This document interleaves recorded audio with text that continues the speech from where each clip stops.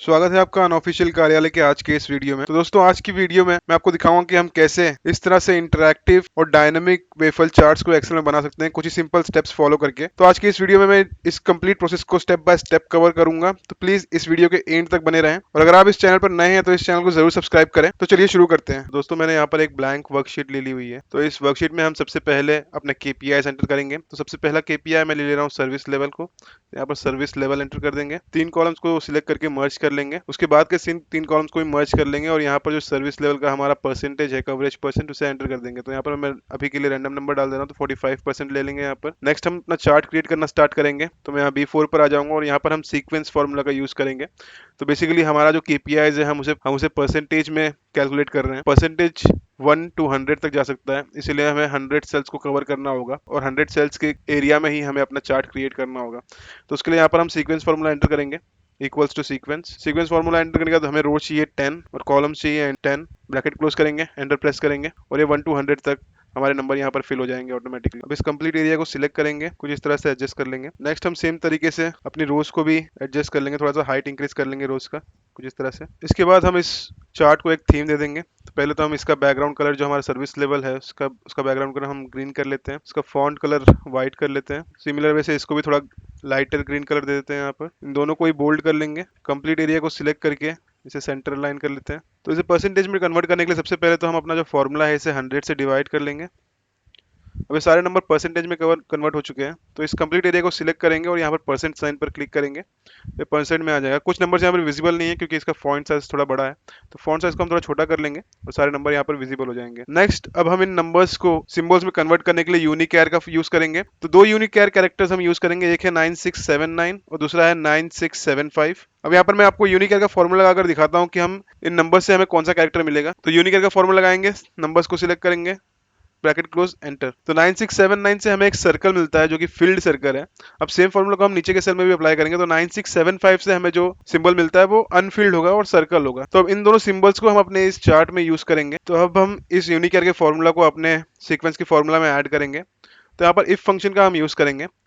तो इफ लगाएंगे, यहाँ पर हमारा जो लॉजिकल टेस्ट है, हमारा जो सीक्वेंस है, वो लेस देन या इक्वल टू है हमारे सर्विस लेवल के परसेंट के। तो इसे हम F4 प्रेस करके फ्रीज कर लेंगे इस नंबर को। अगर ये लेस देन इक्वल टू है हमारे सर्विस लेवल के नंबर के, तो यूनिकैर होना चाहिए, हमें फील्ड वाला यूनिकैर चाहिए होगा यहाँ पर।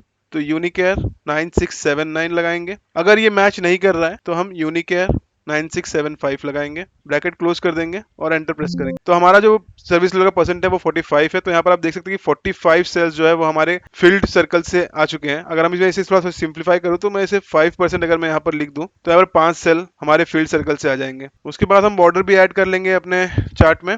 तो उसके लिए पहले हम ऑल्ट ओ ई प्रेस करेंगे, फॉर्मेट सेल का ऑप्शन ओपन हो जाएगा, बॉर्डर्स में चले जाएंगे। यहाँ पर ये वाला बॉर्डर सिलेक्ट कर लेंगे, कलर में हम सेम थीम कलर दे देंगे, आउटलाइन इनसाइड सिलेक्ट कर लेंगे, ओके प्रेस करेंगे और यहाँ पर बॉर्डर अप्लाई हो जाएगा। उसके बाद हम व्यूज में चले जाएंगे, व्यू में आके ग्रिड लाइंस निकाल देंगे इसका। इस शीट को एक नाम दे देंगे सपोर्ट और एक नया टैब एंटर कर देंगे यहाँ पर और इसे नाम दे देंगे चार्ट। तो इस चार्ट में भी सेम हम ग्रिड लाइंस रिमूव कर देंगे। यहाँ पर जो हमारा सर्विस लेवल का परसेंट है उसे कॉपी कर लेंगे और यहाँ पर पेस्ट कर देंगे इस शीट में। थोड़ा जूम कर लेता हूँ ताकि आपको बेटर व्यू मिले यहाँ पर। इसके बाद हमारा जो सर्विस लेवल का वैल्यू है, मैं इसे हटाकर यहाँ पर रैंड बिटवीन डाल दूंगा। अब हम इसमें मैक्स टू स्मॉल वैल्यू डाल देंगे। तो स्मॉल वैल्यू होगी 1 की, मैक्स 99 डाल देंगे, परसेंट अप्लाई कर देंगे। तो यहाँ पर ये रैंडम वैल्यू दे देगा हमें। इसके बाद हम सपोर्ट शीट पे चले जाएंगे और यहाँ सपोर्ट लेवल में हम फॉर्मूला अप्लाई कर देंगे, यहाँ पर इक्वल्स टू, और हमारे चार्ट की जो रैंडम वैल्यू है हम उसे सिलेक्ट कर लेंगे और एंटर प्रेस कर देंगे, वो नंबर यहाँ पर आ जाएगा। उसके बाद हम इस चार्ट को कॉपी कर लेंगे, कॉपी करके चार्ट सेक्शन में आएंगे, यहाँ होम में आ जाएंगे, पेस्ट के ऊपर क्लिक करेंगे और यहाँ पर लिंक्ड पिक्चर का ऑप्शन है पेस्ट स्पेशल के अंदर, उसके ऊपर क्लिक कर देंगे।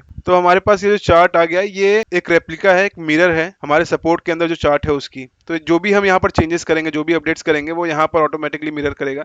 जैसे कि अगर मैं इसका कलर चेंज करके, फॉन्ट कलर चेंज करके ऑरेंज कर देता हूँ, तो ये सेम यहाँ पर रेप्लिकेट हो जाएगा। तो कुछ इस तरह से ये काम करेगा। अंडू कर लेता हूँ अभी के लिए। तो हमने यहाँ पर एक कनेक्शन क्रिएट कर लिया हुआ है इस टैब से, तो इस टैब को हम अभी के लिए हाइड कर देते हैं, यहाँ पर इसकी जरूरत नहीं पड़ेगी हमें। एक पिक्चर के फॉर्मेट में हमें यहाँ पर चार्ट मिल चुका है, तो इसे हम सिलेक्ट करेंगे, ऊपर की तरफ पिक्चर फॉर्मेट का ऑप्शन है उस पर क्लिक करेंगे, यहाँ पिक्चर बॉर्डर का ऑप्शन है उसके ऊपर क्लिक करके हम सेम थीम कलर यहाँ से सिलेक्ट कर लेंगे। फिर सेम पिक्चर पर क्लिक करके हम राइट क्लिक करेंगे, फॉर्मेट पिक्चर के ऑप्शन पर क्लिक करेंगे। हमारे पास राइट साइड में एक डायलॉग बॉक्स ओपन हो जाएगा कुछ इस तरह से। यहाँ पर हम 3D फॉर्मेट के ऊपर क्लिक करेंगे, थोड़ा सा नीचे स्क्रॉल करेंगे, यहाँ पर हमें ऑप्शन मिल जाएगा डेप्थ का। यहाँ पर हम डेप्थ को चेंज करके 100 कर लेंगे। थोड़ा सा नीचे स्क्रॉल करेंगे, यहाँ पर 3D रोटेशन का ऑप्शन है, उसके ऊपर क्लिक करेंगे। नीचे स्क्रॉल करेंगे, यहाँ पर प्रीसेट्स का ऑप्शन है, प्रीसेट पे क्लिक करेंगे। यहाँ पर पैरेलल के अंदर हमारे पास ऑप्शन आ जाता है ये वाला ऑफ एक्सिस 1 राइट, इसके ऊपर क्लिक करेंगे। इसके बाद जो हमारा चार्ट है उसमें एक 3D इफेक्ट आ जाएगा। बेसिकली एक पिक्चर ही है, तो इसे हम थोड़ा सा मूव करके एडजस्ट कर लेंगे। इसके बाद हमें इसका नेमिंग कन्वेंशन करना होगा, तो उसके लिए हम इंसर्ट पर आ जाएंगे। यहाँ पर टेक्स्ट पर क्लिक करेंगे। टेक्स्ट पर क्लिक करने के बाद हमें ऑप्शन मिल जाएगा वर्ड आर्ट का। लिस्ट में से मैं फर्स्ट वाला वर्ड आर्ट सिलेक्ट कर लेता हूँ। हमें यहाँ पर वर्ड आर्ट के अंदर अपना टेक्स्ट लिखने का ऑप्शन आ जाएगा, तो यहाँ पर हम फॉर्मूला बार पर आ जाएंगे। यहाँ पर इक्वल्स टू और हमने जो नेमिंग दिया हुआ अपने KPI को उसे सिलेक्ट कर लेंगे और एंटर प्रेस कर देंगे। तो यहाँ पर वो सेम वर्डिंग्स आ जाएंगी। तो इसे हम ड्रैग करके अपने चार्ट में यहाँ पर साइड में ले आएंगे। वर्ड आर्ट के ऊपर क्लिक करेंगे, शेप फॉर्मेट पे आ जाएंगे। यहाँ पर रोटेट का ऑप्शन होगा, तो इसे हम रोटेट कर देंगे लेफ्ट 90 डिग्री। पिक्चर को थोड़ा एडजस्ट कर लेंगे साइड में। तो बेसिकली अब हमारा जो ये वर्ड है यहाँ पर ये लिंक्ड है हमारे इस KPI के टेक्स्ट से। तो अगर मैं इसे यहाँ पर चेंज कर देता हूँ, यहाँ पर मैं लिखता हूँ क्वालिटी स्कोर, तो ऑटोमेटिकली यहाँ पर अपडेट हो जाएगा। इसी तरह से हम एक नया टेक्स्ट बॉक्स एंटर करेंगे यहाँ पर परसेंट को प्रेजेंट करने के लिए, और उसे हम अपने परसेंट के सेल से लिंक कर देंगे। टेक्स्ट बॉक्स को सिलेक्ट करेंगे, कंट्रोल D प्रेस करेंगे, उसका एक डुप्लीकेट बन जाएगा। इसे ड्रैग करके थोड़ा साइड में ले आएंगे, शेप फॉर्म में आ जाएंगे और इसे रोटेट राइट कर लेंगे। सिमिलरली हम यहाँ पर आ जाएंगे, फॉर्मूला बार में इक्वल्स टू प्रेस करके अपने परसेंट की वैल्यू को सिलेक्ट कर लेंगे और एंटर प्रेस करेंगे। अब इसे ड्रैग करके हम यहाँ टॉप पर ले आएंगे, टेक्स्ट को सिलेक्ट कर लेंगे और इसका साइज इंक्रीज कर देंगे, थोड़ा बड़ा कर लेंगे। फॉन्ट को यहाँ पर एडजस्ट कर लेंगे, इसके फॉन्ट को हम व्हाइट कलर दे देंगे। इसके बाद नेक्स्ट हम इसके ऊपर राइट क्लिक करेंगे, फॉर्मेट शेप पर आ जाएंगे। राइट साइड में हमारे पास एक डायलॉग बॉक्स ओपन हो जाएगा। यहाँ पर हम इफेक्ट्स के ऑप्शन में आ जाएंगे। यहाँ पर हम 3D रोटेशन के अंदर आ जाएंगे।